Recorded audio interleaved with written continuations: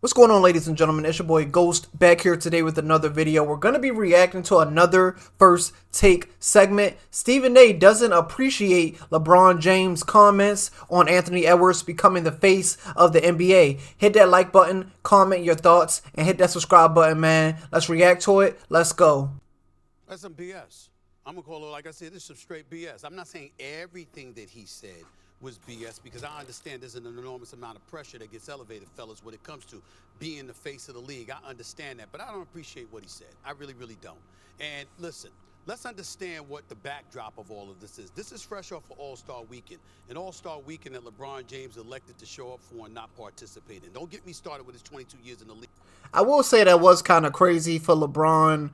How legendary he is, you know, he's top 2 all time, definitely one of the GOATs of the NBA, obviously, but for you to be named for All-Star Weekend and not participating really isn't the issue. It's how he did it, right? The man waited till the last minute to let the league know he wasn't going to participate, and it didn't even give somebody else the opportunity to be in that slot. That was pretty crazy in my opinion, but let's keep going. League, and he ruined the slam dunk contest because he's the star. He's the first superstar that played above the rim that decided not to participate in the slam dunk contest. Don't get me started with him showing up at All-Star Weekend on a Sunday afternoon, notifying the NBA an hour beforehand that he wasn't going to play. So yeah, that was absolutely crazy. To sit up there and get a replacement for him, and then he showed up out there with street clothes on. Don't get me started with all of that. There's an abundance of things that have been going on throughout the career of LeBron James in this league or whatever. I'd like to remind LeBron James, first of all, there's a whole bunch of people that cover the league. They're former players. Oh, yeah, they're former players. They're not just reporters. They're former players, former big-time players, former Hall of Fame players. They talk about the league, too, and it's reminiscent of what I said about Kevin Durant when I talked about, can anybody talk about y'all? Is everything negative? I want to say this, too. There's a narrative that goes around these days, and Wendy, this is out of your lane right here. This is out of your lane right here. Where if you're a brother and you're talking about brothers, oh, you just hating on brothers. You know, it's like black on black crime. There's some truth to that. If a brother bust your ass, and you happen to be a brother that got your ass busted, then how is it that you're praising the brother that gave it to you, and you're highlighting the brother that got it given to him? That's what you're doing. But people don't bring this kind of stuff up. I see what he means, but that was kind of a weird analogy to use, but I see what he's saying. Decision, okay? Self-aggrandizement at its height. What happened there? He has a 75-minute show, The Decision, to announce and surprise the owner of the Cleveland Cavaliers that I'm leaving you. He had to find out on national television with the rest of America. What did I say after that, Wendy? If you remember, Gilbert, what did I say after that? I talked about how you handle stuff matters because the owners are going to come. What did they do? They came with a collective bargaining negotiation. They stripped basketball-related income by 7%, costing the league about $2 billion, okay? They pointed that stuff out. You had a Chris Paul trade that was going to Los Angeles for the Lakers.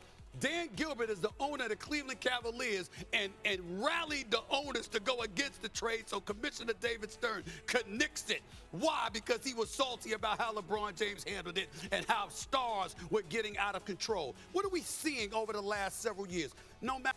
I didn't know that was connected in any sort of way. I've heard the stories. I've watched, you know, videos from back then about that trade being vetoed and whatnot, but maybe it's some dark secrets, you know, about how all of that went down and the reasons behind that with the owners and whatnot. But this is new to me. I didn't really hear anything about the Cavs owner being involved in that, but I guess it would make sense. And it doesn't matter. We could sit up there and say something smells like perfume. They'll accuse us of saying it's passing gas. No matter what we say about these players, there's always something for them to complain about. And I'm not. Analysts and, you know, people like Stephen A mean well, but like a lot of I don't know, a lot of the reporters and whatnot do call it how it is. Like if something's going on, they're going to give their opinion. That's their right, like anybody else. You know, a lot of these analysts are former players and they give their same thoughts, right? But I mean, I don't know. I'm 50-50 when it comes to that type of thing. I get LeBron's view on it. You know, he's always been in the media ever since pretty much, you know, got great at basketball, I guess. But at the end of the day, these people are just doing their job just like you are, LeBron. So I see what Stephen A is saying. not saying that there aren't justifiable situations where you are playing and you should be able to clap back. But everything, and then when he talks about people covering the league, we know he talks about people like me. Damn it, I'm going to say it. I'm going to be cocky enough to say I'm one of the people he alluded to. That's nonsense. I challenge anybody to show somebody that loves the NBA and supports the NBA more than me. You got NFL stuff going on. I can talk about the NFL 24/7. What other show you see on national television talking about the NBA more than me outside of NBA TV? Nobody.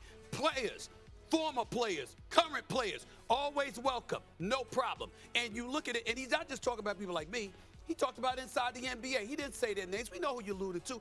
Charles Barkley is an all-time NBA great. Top 75 player, Hall of Famer. You get at him. Kenny Smith, who celebrates the game more than Kenny Smith? Shaquille O'Neal's a 4-time champion. The Diesel, the Big Aristotle, and whatever name he came up with. That's true. Assisting in marketing and elevating the brand that ultimately helped you generate an 11-year, $77 billion deal. And by the way, LeBron James had a lot to do with helping the NBA brand grow as well. We ain't trying to take that away from him. But to sit up there and say, you know what, why would you want to be the face of the league when everybody's talking bleep about you all the damn time? I'm sick and tired of them acting like everybody's talking bleep about them all the damn time. I don't know if you know this, Gilbert. LeBron James is hating on him to say that he's the second greatest player in the history of the sport. I don't know if you knew that. I don't know if you knew that when you say good father, great husband, great philanthropist, great businessman, great actor, great director, great entrepreneur, great host, great everything. I don't know if you know that because you didn't say he's number one, that he's the GOAT, that's an insult to him and his crew. I don't know if you knew that, Gilbert, but this is the kind of stuff that we're dealing with. So it's just utterly ridiculous. I'm going to let y'all chime in here because I got more to say.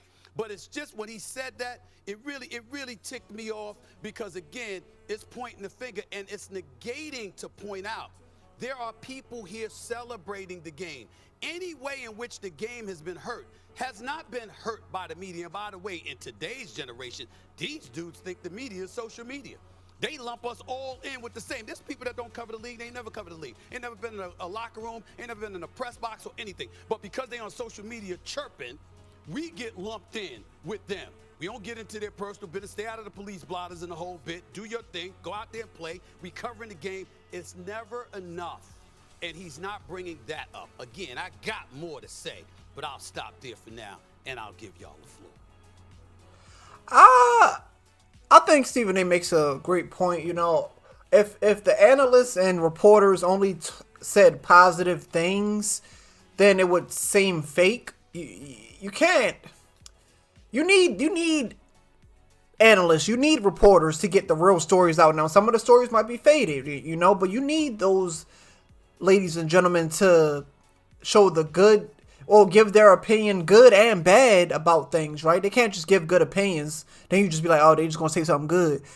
At the end of the day, I just feel like that comes with the territory, and if you're in the media, someone's going to have an opinion about you, right? And I mean, it's just how it is, especially if you're a famous basketball player, one of the all-time greats in LeBron James. It's just how it is. It comes with the territory. But I see it from both sides. As a content creator myself, I give my opinions, right? But I'm not saying I'm like Stephen A. or anything like that, but I give my opinions like any other content creator. But at the end of the day, I do see the frustrations from Stephen A.'s side and LeBron's side, right? He's just being brutally honest. It's just his opinion. From these guys' view, it's a smack in the face to them in a sense, right? But make sure you guys leave a like on the video, comment your thoughts, and hit that subscribe button. I'll catch y'all later.